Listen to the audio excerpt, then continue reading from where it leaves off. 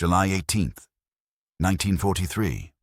A dusty, scorching artillery field near Catania. Sicily. The air is a chaotic symphony of violence, the tearing whoosh of incoming German shells, the deafening crump of explosions, and the constant, high-pitched scream of suffering. Private Andrew Andy Miller, a medic with the Royal Canadian Army Medical Corps, RCAMC, presses himself flat against the sun-baked earth behind a low, crumbling stone wall. The smell of sulfur and freshly churned dust is overwhelming. Suddenly, a Canadian infantryman, Sergeant Thomas Rourke, tumbles backward into the shallow trench, his face the color of bleached bone. A piece of shrapnel, a jagged, thumb-sized piece of steel, has ripped a massive wound high on his thigh. The wound is gushing blood, soaking the parched Sicilian soil instantly. Miller scrambles to Rourke's side.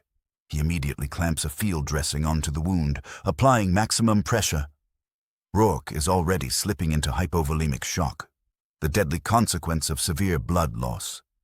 His pulse is thready, his skin clammy, and his eyes are rolling back in his head.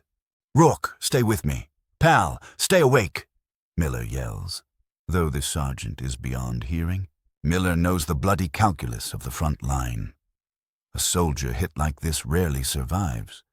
The blood loss is too fast, too catastrophic. The established medical doctrine, honed since the trenches of the Great War, is clear.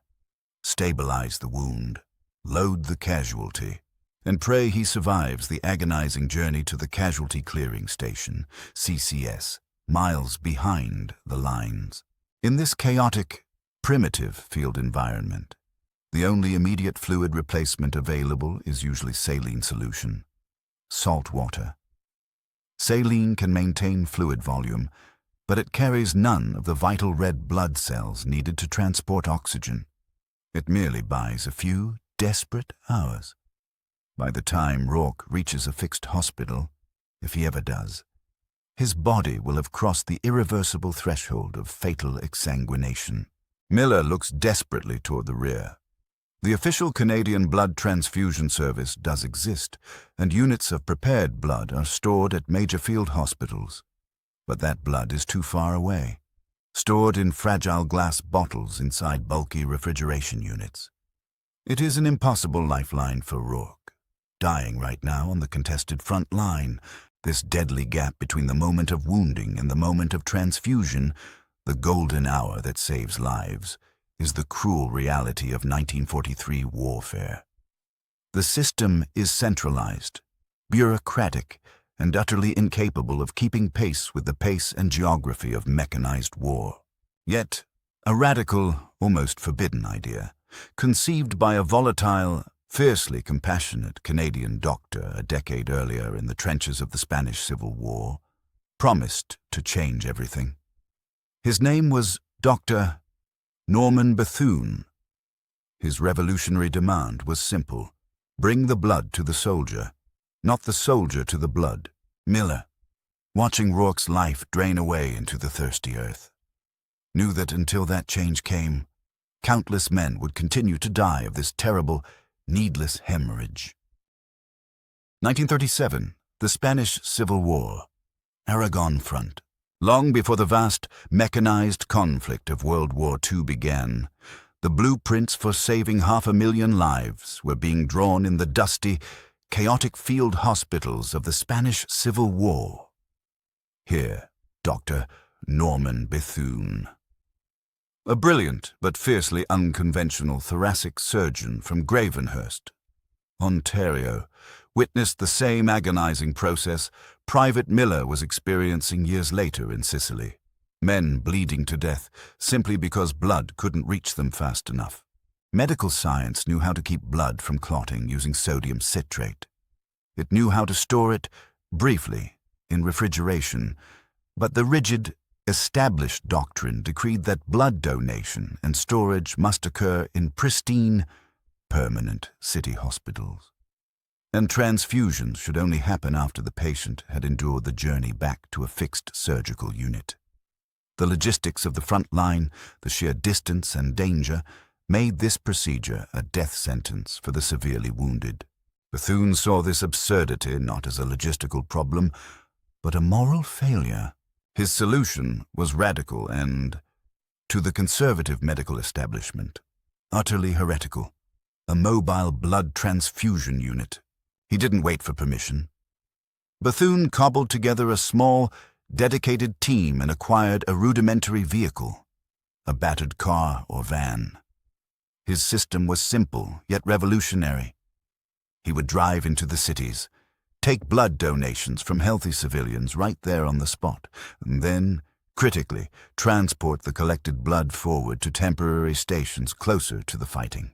The blood was stored in ice-packed containers, maintained at the optimal low temperature, ready to be administered the moment a casualty was stabilized. This was not merely a convenient addition. It was a fundamental shift in strategy.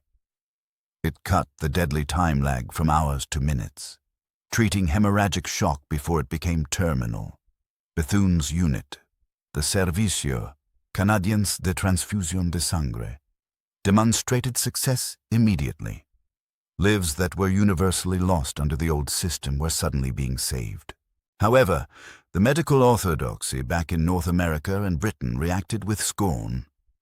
Transporting blood across bumpy roads in uncontrolled temperatures was seen as reckless, risking contamination and spoilage. They considered Bethune, with his fervent communist leanings and flamboyant disregard for bureaucracy, a rebel whose methods were forbidden by conventional wisdom. Bethune, dismissed and ridiculed by many of his peers, eventually left Spain, taking his revolutionary methods with him. He failed to see his vision fully adopted during the Spanish Civil War. But the principle he established, centralized collection, mass refrigeration, and mobile distribution to the point of injury, was too powerful to ignore. As World War II erupted, the Allies faced mass casualties from mechanized warfare that dwarfed the Spanish conflict. The sheer volume of wounded men suffering from shrapnel and blast injuries demanded a solution. The British Army, and, crucially, the Royal Canadian Army Medical Corps, RCAMC, recognized that if they did not adopt a system like Bethune's, their field hospitals would simply become morgues. The quiet, organized work of the Canadian medical apparatus would take Bethune's radical, often chaotic genius and translate it into a reliable, mass production system.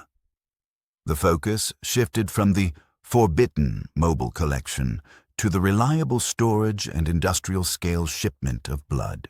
The question was no longer if blood could be stored, but how to collect enough, process it into easily shippable units, and get it across oceans and continents to men like Sergeant Rourke, dying right now in Sicily. 1940. Connaught Laboratories, Toronto, Canada.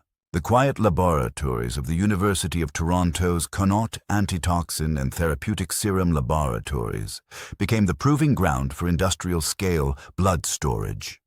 This was the critical next step after Bethune's field experiments, turning a radical, risky battlefield procedure into a safe, reliable, mass-produced medical necessity. The challenge was immense. How do you collect thousands of units of blood safely? How do you maintain a consistent, sterile temperature across the continent and then across the brutal, exposed environment of the Atlantic and onward to the African desert or the European front? The solution lay in two key Canadian innovations: standardization and logistics. First, Canadian scientists perfected the preservation formula. They standardized the use of the citrate dextrose solution, which significantly extended the viable shelf life of whole blood. This allowed blood to be collected centrally, tested rigorously, and prepared for transport with a shelf life that could actually withstand the journey. Second, Canada pioneered the use of the Pyrex glass bottle and the development of specialized, temperature-controlled shipping containers. These weren't crude ice boxes. They were engineered systems designed to maintain the precious cargo at the necessary 39 degrees. Regardless of the scorching heat of a North African summer or the deep freeze of a Russian winter, This work laid the groundwork for the Canadian Red Cross Blood Transfusion Service, established in 1940. It was an organizational marvel that mirrored Bethune's core principle: centralized collection for decentralized, mobile distribution, massive public campaigns urging Canadians to donate, generated a constant, reliable supply. The blood, once processed and bottled at Connaught and other centers, became a standardized, shippable commodity, the liquid gold of the Allied war effort. The impact was immediate and measurable. By standardizing the handling and shipment of whole blood, Canada allowed the Allied forces to finally deploy what Bethune had dreamed of: mobile transfusion capability right behind the forward lines. The RCAMC and its British counterparts began equipping forward medical units, the field dressing stations, FDS, and casualty clearing stations, CCS, with refrigerated stores of Type O, universal donor blood. A soldier like Sergeant Rourke, instead of receiving only saline solution, could now receive a life-saving whole blood transfusion within the golden hour of injury, often within minutes of being pulled from the front line. This pre-surgical infusion meant that by the time he reached the main surgical tents, his body wasn't already shutting down from shock. The resulting drop in battlefield mortality rates from hemorrhagic shock was staggering. Doctors could now perform emergency surgery on men who, just a few years earlier, would have been considered hopeless. The Canadian work transformed blood transfusion from a final, desperate measure in a city hospital into a routine, immediate stabilizing procedure at the very edge of the battlefield. The rebellious idea of one man had been scaled into an industrial, life-saving reality. The flow of Canadian blood, bottled, chilled, and shipped across the globe, was now directly reducing the bloody calculus of the front line. September 1944. A mud-caked field dressing station near the Scheldt estuary, Netherlands. The battle for the Scheldt is a grinding, brutal affair. Mud, cold, and devastating close-quarters combat. The casualties streaming into the FDS, a collection of large canvas tents shielded behind a berm, are almost all suffering from severe shrapnel wounds and blast injuries.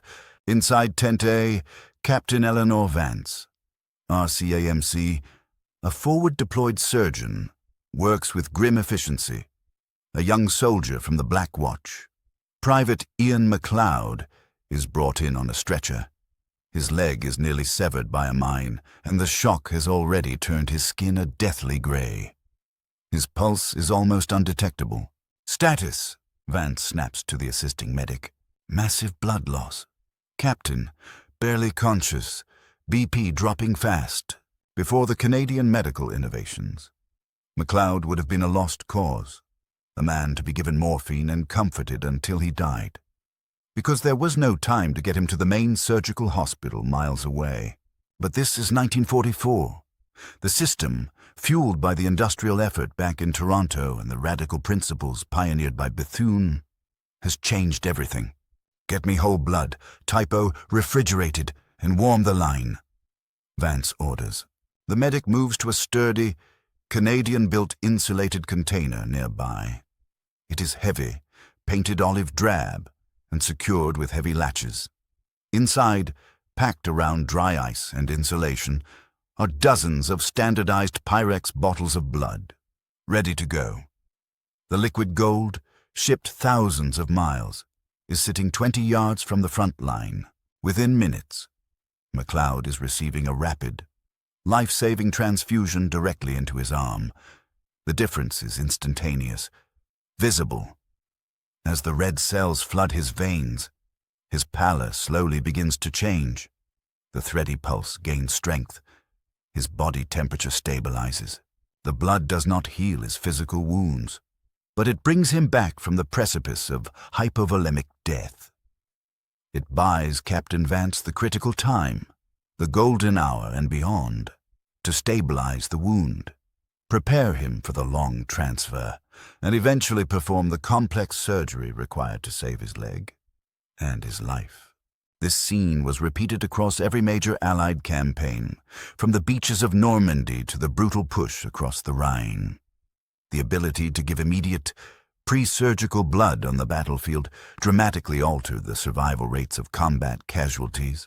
The records kept by the Canadian Red Cross and the RCAMC illustrate the colossal scale of this life-saving logistical feat. By 1945, the service had collected and shipped over 2 million units of blood products across the globe for use by Allied armies. While not every unit was used on the front lines, the system's capacity ensured that blood was always available where it mattered most. The overall battlefield mortality rates for shrapnel and trauma, the primary causes of death that induced hemorrhagic shock, saw an unprecedented drop. Historians and medical statisticians later calculated that the centralized, refrigerated, and mobile transfusion system, built upon the foundation of Bethune's once forbidden concept and perfected by Canadian industry, was directly responsible for saving the lives of hundreds of thousands of Allied soldiers and sailors. The soldier who once died on the dusty ground like Sergeant Rourke's comrade in Section 1 now lived because a brilliant, rebellious doctor in Spain insisted the blood belonged at the front, and a nation of organized scientists and donors in Canada made sure it got there.